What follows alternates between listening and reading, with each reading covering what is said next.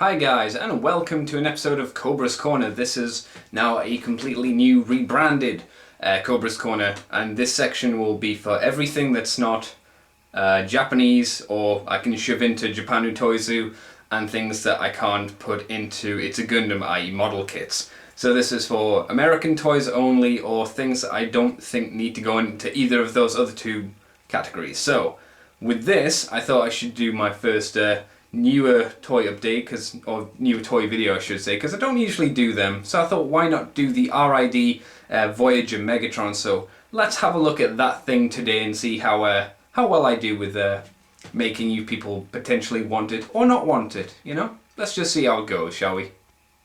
The Transformers Prime toy started off with the first edition, and unfortunately they have vanished and been replaced with the RID line.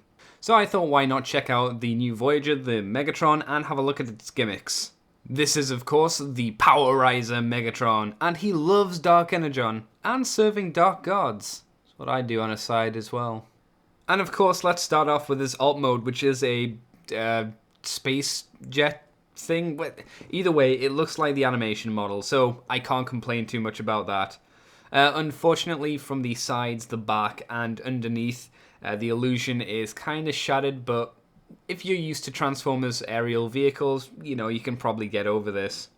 But I do find it especially disappointing from the back. It just kind of looks incomplete a little bit, unfortunately. The colour is pretty good. It looks like it should do from the show, and includes, strangely enough, an insignia, which I don't think was there from the animation model, but I'm not entirely sure about that. And yes, you can totally see his head there. And luckily, because of his head articulation, you can totally make him look up and be like all space hate and rage, flying towards you, screaming, "I hate you! I want you dead!"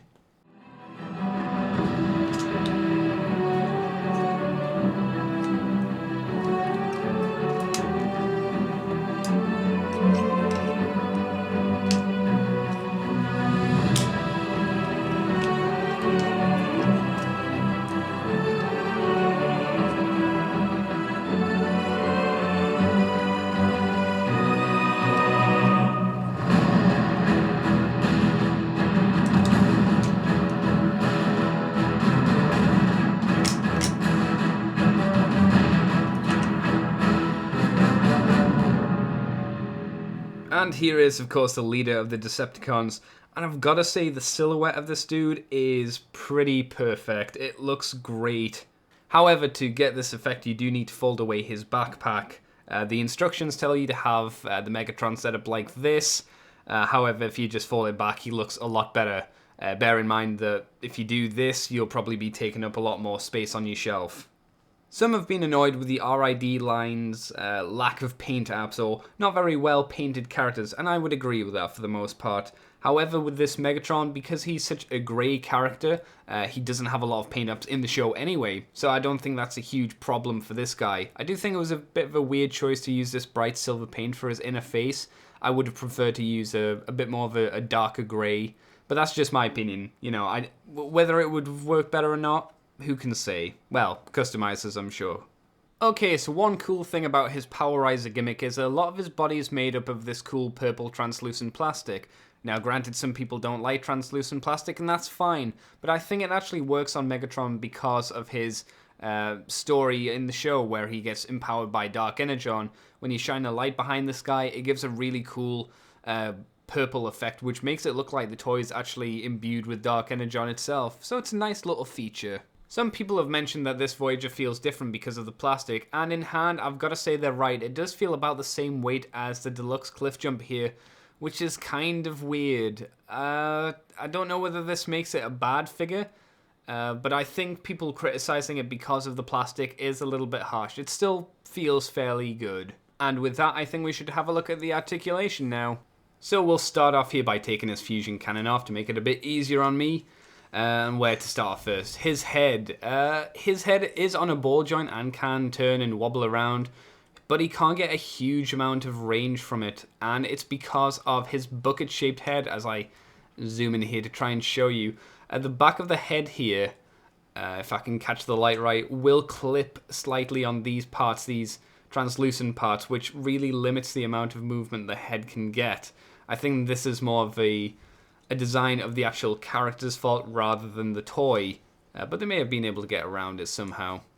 The shoulders are of course on this ball joint so you can lift them up. The shoulders are a little bit further back than I would have liked them to have been, but what you're going to do I suppose is transformation. But they do move up about this far, but it's on this weird joint here. It doesn't really work as you would have thought it would do. It's not quite universal. It is a ball joint, but it's got this weird, very specific angle that the arm lifts up at, which can be a little bit irritating.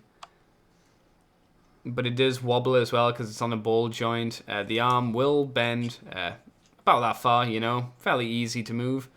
It does have a kind of lower bicep swivel and will turn there. The hand is on a hinge, so you can be limp-wristed if that is your choosing for your Megatrons. What else? Oh, his legs. They are on a swivel joint there, above the thigh. You can lift the leg up forward, lift it back hella far, and the knee will bend just over 90 degrees, I would say. So it's, you know, it's okay for what it does. The foot is also on a little joint, so you can move his toes back and forward, and you can put them together if you want him on his tippy toes, or you just want to arrange his feet a bit better. Okay, so let's neaten up Megatron here. One thing I do think is a little bit irritating is he has no bicep swivel at all, and he doesn't have a waist joint either. I can forgo the waist joint, but the bicep joint, no. The backpack does move as well, but I prefer to have it like that, as I mentioned before. And that's really all of Megatron's articulation. And I think now we should have a look at his accessories, the first being his battle claw here, and it's nice, but it's not in the show, so I guess I decided just to throw this in, and it's fine. Okay, here's the main thing that he has, the fusion cannon. Very mech techy. If you push this button in here, you'll see why. It flips his sword forward and flips up the LED with a red light, strangely enough. There it is. It's definitely a sword. There doesn't seem to be any way you can lock this either. And if you hold this bit, it makes it a little bit easier. Here's the button that you can press to turn the light on and off. So that is his weapon. Yep. Now one cool thing you can do is get your fusion cannon here, use the hole with this, and slap them together into this weird blade pokey thingy. Again, the light doesn't really help, but you know, extra play feature I guess for stabbins. Angry stabbins. The only real big issue I have with this toy is that he doesn't have a bicep swivel, and I'm sorry, for a 2012 Voyager, I really think he should have a bicep swivel. But for now, this Megatron will do all that he has to because he looks good, he stands fairly well with Starscream actually, and he looks pretty imposing for what he is, and he fits in quite well with the rest of the Megatrons from animated and of course from the classic series. So I wouldn't say go out of your way to pay eBay prices for him because I don't think he's worth that. I would agree that he is probably worth retail price. So Americans, you go out to your stores and you go buy him, because why the hell not? I mean, it could be worse. You could be going out to buy another Bumblebee. Oh, I kid. Anyway, you guys, thank you for watching this video. I hope to catch you again for, I don't know, something else in the future. See you later.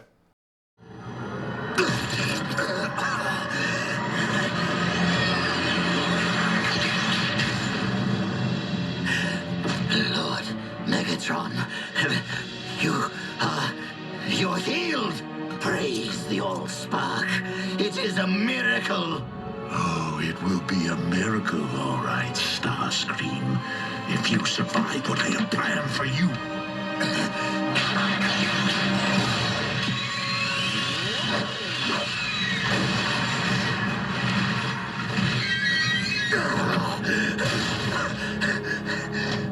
But the Autobots, Optimus, right there, waiting for you. My greatest mistake? I've made a few. But there is one I do not intend to make again. No, Master, no!